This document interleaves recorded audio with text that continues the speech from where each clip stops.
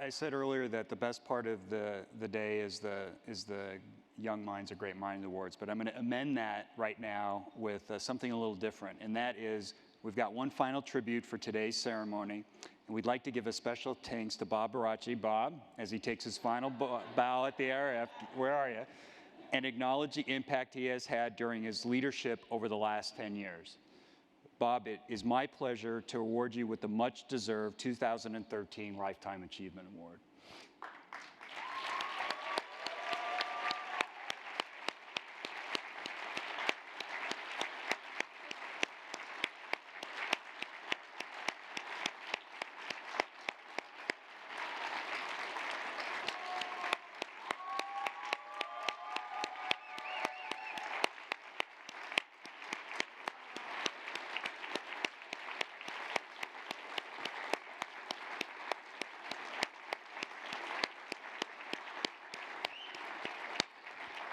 Now, if that isn't gift enough, Bob, I want you to sit down because you're in for another treat. I want Shelley Zollis, the CEO of Ipsos OTX, to take the stage, and she's going to have a few remarks.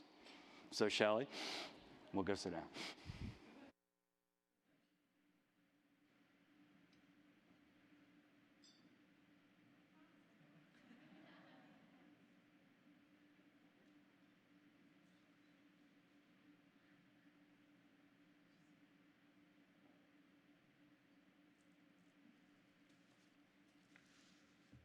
So I always listen to everything you say, Bob, everything, and you told me not to make you cry, so I'm going to make you smile. And one of the things I heard through the grapevine was that if you're passionate about what you do, you will be successful. But what happens when you're extremely passionate about what you do? You receive a Lifetime Achievement Award. And I put a little surprise together for you.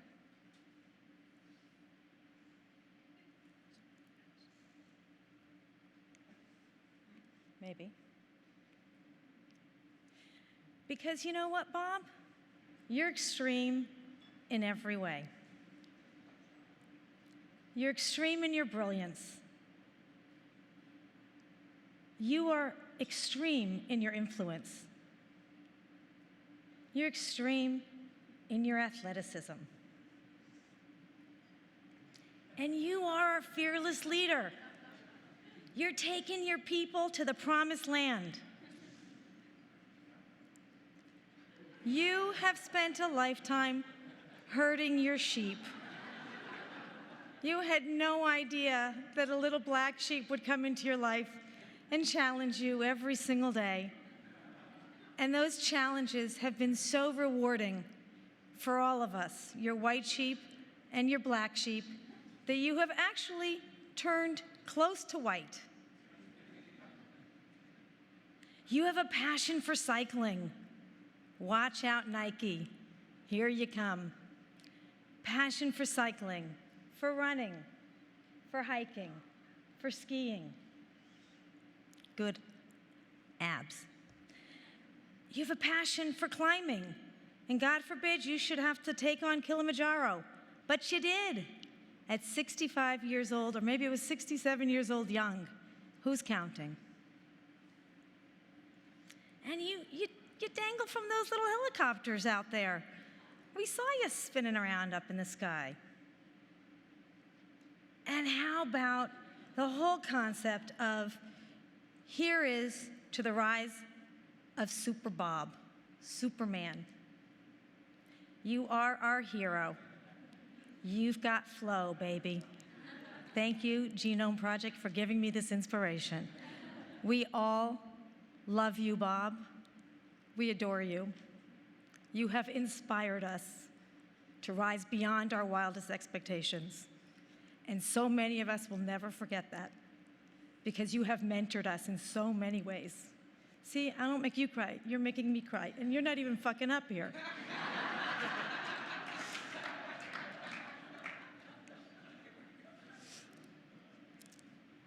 I met you 10 years ago. It's been an amazing ride, and it will continue because you will always be in our lives and in our hearts forever and ever. Here's to you, our darling Bob. We love you.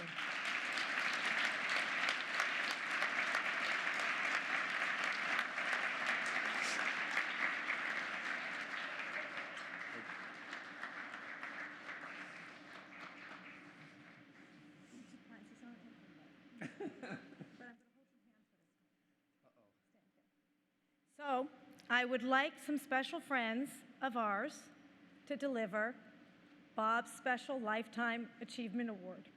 Will you please come to the stage?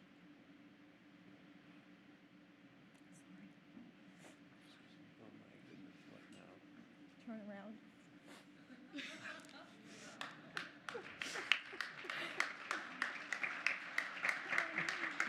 Hold him up.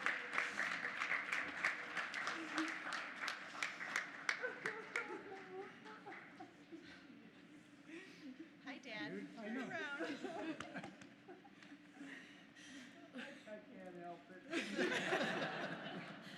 While Bob is surprised, I'll just let you know who they are, but we wanted to truly surprise him as we did. Please welcome Candace, Bob's daughter, Jerry Roper, Bernard Bradpiece, Taddy Hall, David Bell, Lisa Youngklaus, and Marianne Maloney, his wife.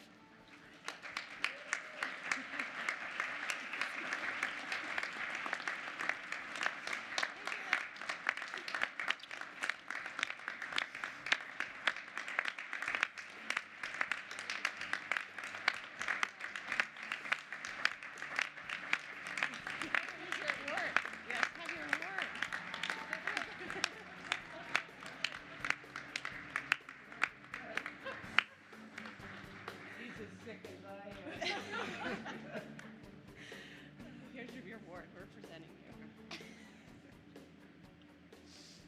Do I have to say anything? Absolutely. I'm going to borrow something from John Dangling. I didn't expect this. And my good friends who know me know that I think I'm not sure this was deserved, but I really appreciate it.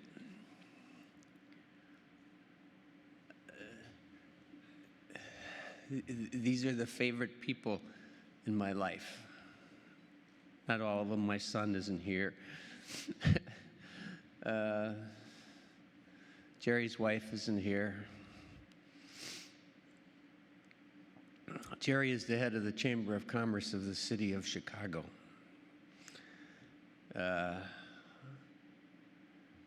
Jerry and I talk once or twice a week. He's dealing with cancer just like I am. And doesn't he look great?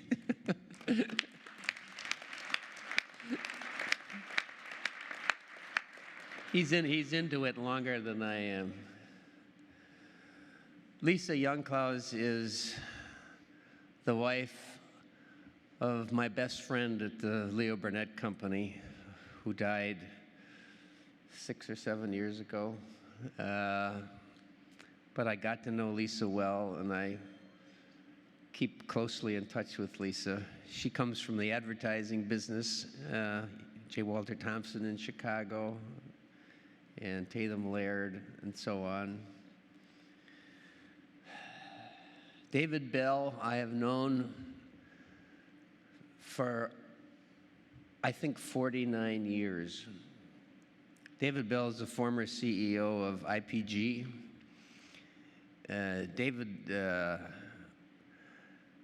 When we moved to New York, David invited us to his apartment on a New Year's Day.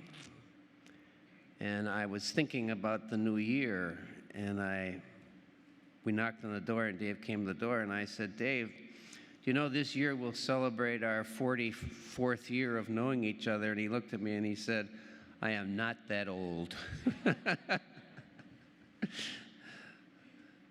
David also is responsible for me interviewing for the ARF job. David always looked after me. He and I started at Leo Burnett at the same time. He introduced me to Bob Carey at New School University, who I worked for a couple of years, and Then David thought maybe I needed to do something new, so he called me one day and he said, there's this organization that I had never heard of, the Advertising Research Foundation, and I think you'd be great. And I said, well, can you get me a meeting with anybody? He said, I probably. So he got me a meeting with Bruce Gorlick, which Bruce wasn't supposed to meet with me, but he did anyway, and he told me about the job, and I got interested, and anyway, I got the job. David, thank you. Taddy Hall was the first employee I hired at the ARF. Taddy and I had worked together in a previous job. My phone's ringing, the hospital's calling, telling me to get off stage. We gave Taddy the title of Chief Strategy Officer because we didn't know what else to call Taddy. And he was my right-hand man for the first 4 or 5 years. Taddy and Felix and I trying to turn the ARF around and get it back on track. And Taddy and I have remained extremely good friends, and I'm actually the godfather of his second daughter.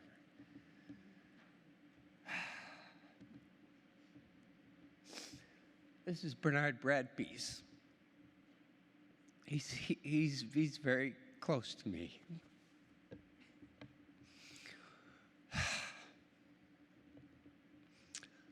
I met Bernard when Marianne and I were living in London. And when I became the president of the ARF, it was pointed out to me that the treasurer of the board was leaving and I needed a new treasurer, and the best finance guy that I knew at that time was Bernard. So I called him and asked him to do this, and for me, he's done this job for the last 10 years as the treasurer of the ARF, and as most of you know, the ARF is in a very strong financial position, and my wife is thinking, Bob, your nose is running, and you better wipe your nose. Right, honey? I felt it, honey. BB is, we're both BBs. And one time we started, we were thinking about starting a company, an investment capital company called B4. B4, 4 Bs, or yeah, B4.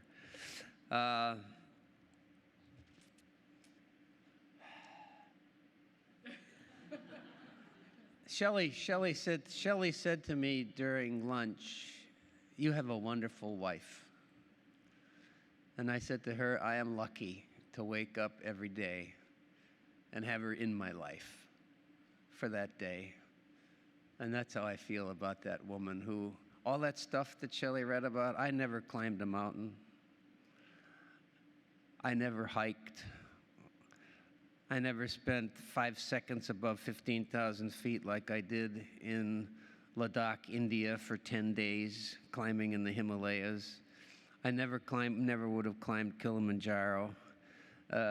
Marianne took me to all of that stuff. And it was dangerous stuff. She's good at that stuff. I have no idea how to climb mountains. And I just convinced myself that if I was going to die doing this kind of stuff, I was okay with that.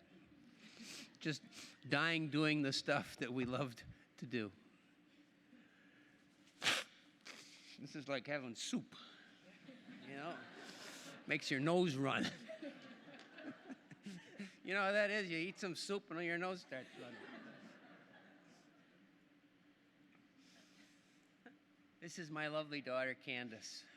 She has 2 kids, 10 and 6, and my son has 2 kids. So I have 4 grandkids. And she cares about me like nobody. She loves me, she calls me, she never puts any pressure on me.